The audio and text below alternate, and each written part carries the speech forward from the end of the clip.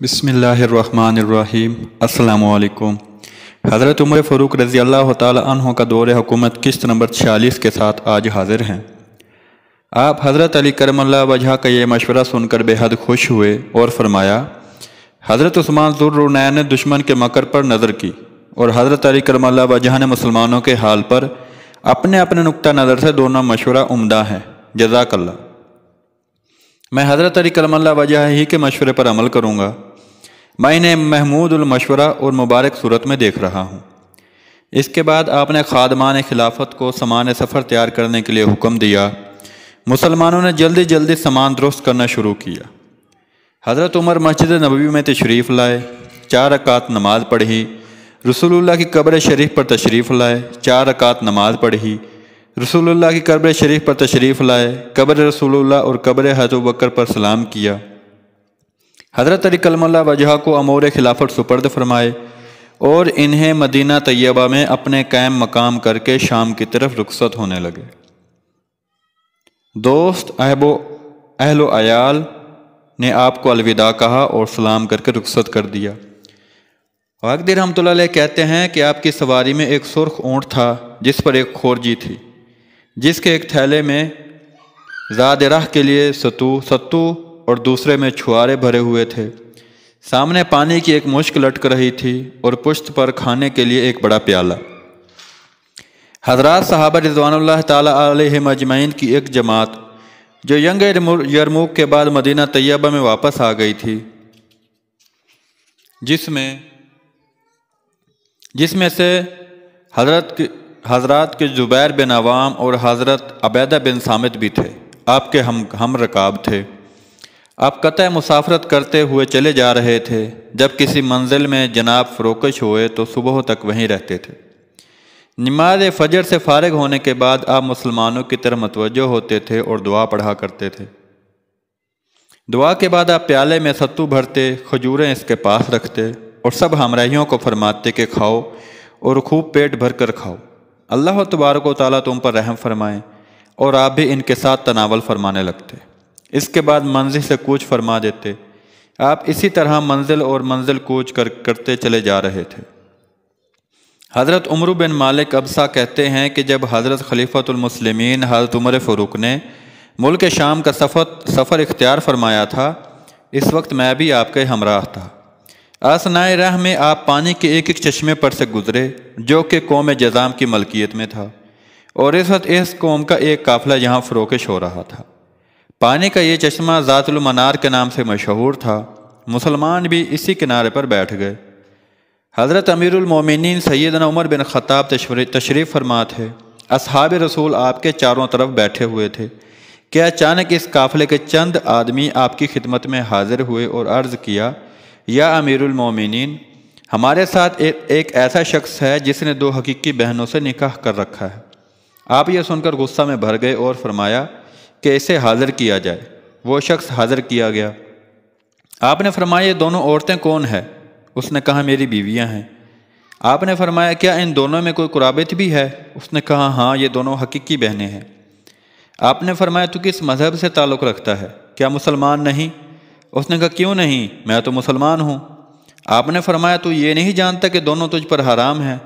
अल्लाह तबारक व तआला अपने कुरान मुबीन में फरमाते हैं, जिसका तर्जुमा ये है, ये भी हराम है कि तुम 2 बहनें जमा करो मगर जो पहले गुजर चुकी।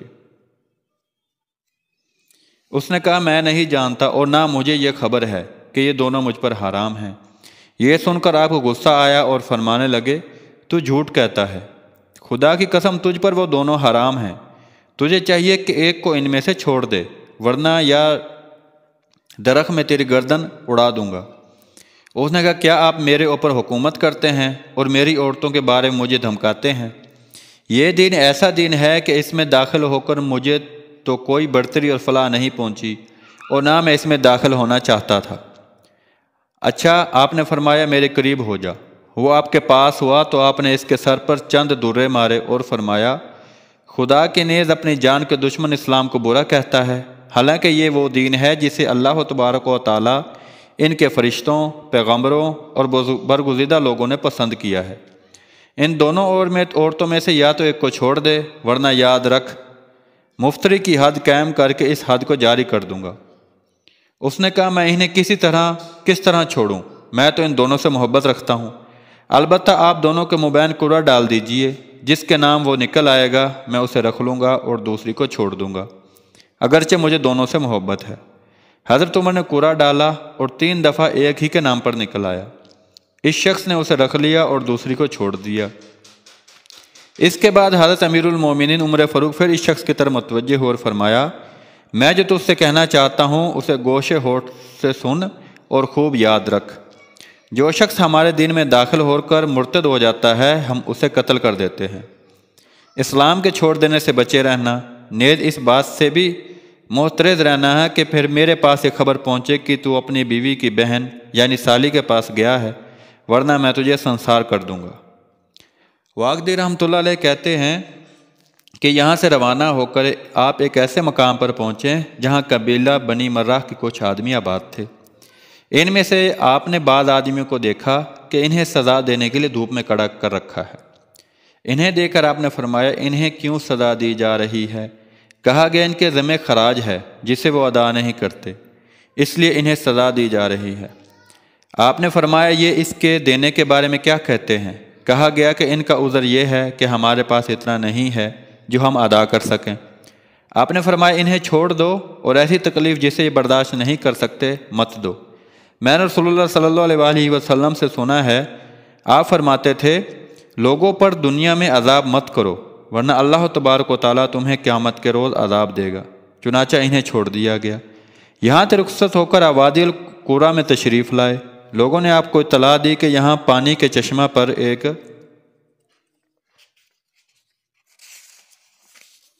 بوڑھا شخص رہتا ہے، اس کی ایک بیوی ہے اور ایک دوست۔ اس دوست نے ایک روز ایک بوڑھے سے یہ کہا کہ آیا یہ ممکن ہے کہ یا تو اپنی عورت میں میرا حصہ بھی کرے اور میں تیرے اونٹوں کو چراؤں گا، انہیں پانی پلاؤں گا، ان کی حفاظت کروں گا، ایک دن تیری بیوی تیرے پاس رہے گی اور ایک روز میرے پاس۔ اس بوڑھے نے کہا بہت بہتر اور خوشی سے منظور کر لیا۔ آپ نے یہ سن کر ان کے حاضر ہونے کا حکم دیا۔ وہ حاضر ہوئے تو آپ فرمایا، کم بختو تمہارا کیا مذہب ہے؟ ان دونوں نے کہا اسلام۔ آپ نے فرمایا، جس واقعے کی مجھے اطلاع دی گئی ہے اس کی اصلیت کہاں تک ہے؟ انہوں نے کیا واقعہ ہے جو آپ نے سنا تھا؟ وہ بیان فرما دیا۔ بوڑھے نے کہا، یا امیر المومنین یہ بالکل صحیح ہے۔ آپ نے فرمایا کہ تم دونوں یہ نہیں جانتے کہ یہ دین اسلام میں حرام فعل ہے؟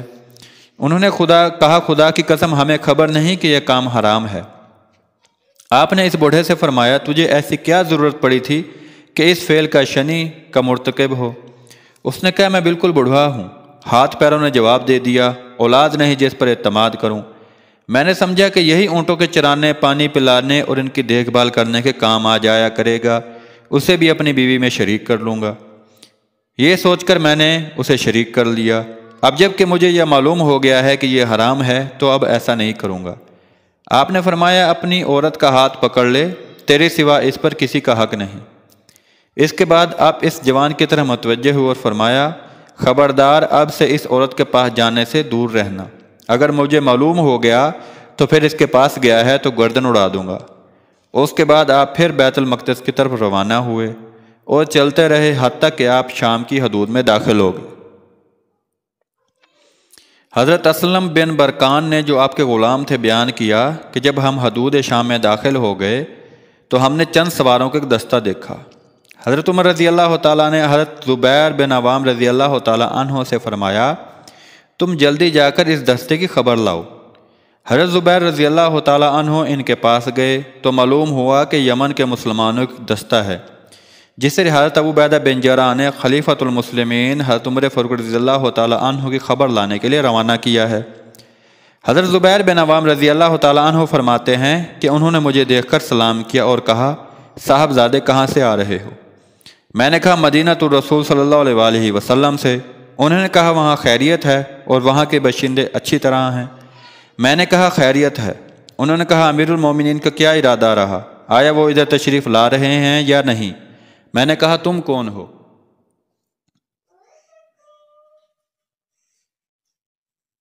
انہوں نے کہا، ہم یمنی عرب ہیں، ہمیں حضرت عبیدہ بن جراح نے اس غرض سے ادھر روانہ کیا ہے کہ حضرت عمر فاروق رضی اللہ تعالی عنہ کی تشریف آوری کے متعلق خبر معلوم کر سکیں۔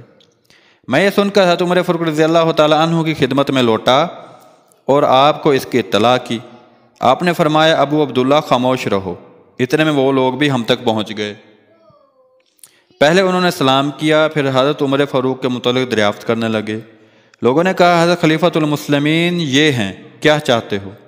انہوں نے کہا یا امیر المومنین، جناب کے انتظار میں آنکھیں پتھرا گئیں اور گردنیں بلند ہوتی ہوتی تھک گئیں۔ ممکن ہے کہ اللہ تبارک و تعالیٰ جناب کے دست مبارک اور بیت المقدس فتح کرا دیں۔ دوستو 46 نمبر قسط کا یہی اینڈ ہوتا ہے۔ انشاءاللہ بفضل خدا 47 نمبر قسط کے ساتھ بہت جلد حاضر ہوں گے۔ ویڈیو دیکھیں، کمنٹ کریں، ویڈیو کو شیئر کریں اور پلیز چینل ضرور سبسکرائب کریں۔ شکریہ۔